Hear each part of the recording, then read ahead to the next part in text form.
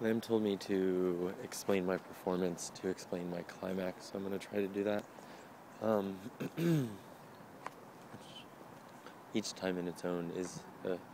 a build-up and collecting the things that turn me on for a day, whether that's inspiration or something that my body wants to do or something that Ponyo teaches me or a book that I open. But every day kind of waking up and treating it like it's a microcosm of my whole life in one day, and to live that life in its own even balance, a few glasses of water, a few phone calls, a few smells of lavender, mixed with all the work and callings and those things. And then I, take that into a performance, question many things, the role of the audience, the role of myself, whether I'm doing theater and theatrics to show something, to show myth, to show characters that already exist, to play something else that's already out there in the world, or to try to open up more of my own space, what's important for me to do on a platform and a stage, to bind myself with yarn as a cocoon statements of other people's boundaries upon me, or me making my own boundaries, washing myself in water to baptize myself again on stage, to be reborn, to, I think also like working with brushing our teeth is about doing the mundane,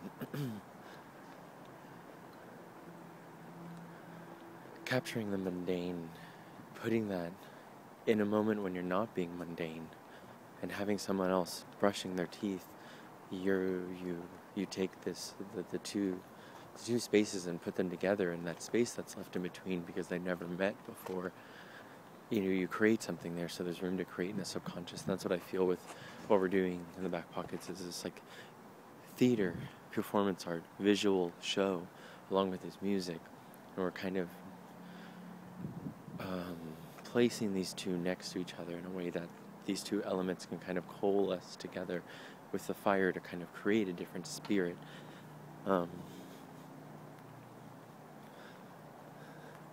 And we're like creating this, I think I can identify as this word, of this like queer experience,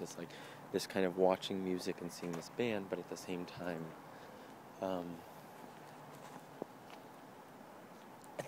it's like you're seeing these individuals using their bodies as instruments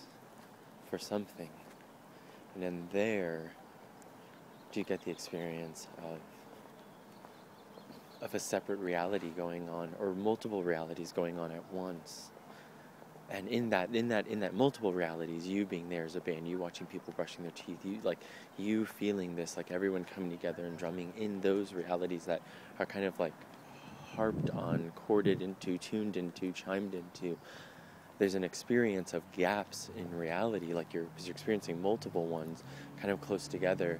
And so you're experiencing multiple realities at once, and in that, then your soul starts to fill in the gaps. You start to fill in the unknown, and it creates a space.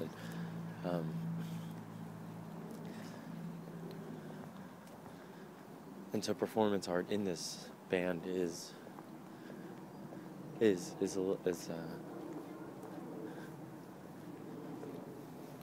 like the same thing we're doing in life, or we can be doing in everyday life, if we call life art, and then it's just performance. And so then there's performance art, which then is called that because it's on a platform or on a stage,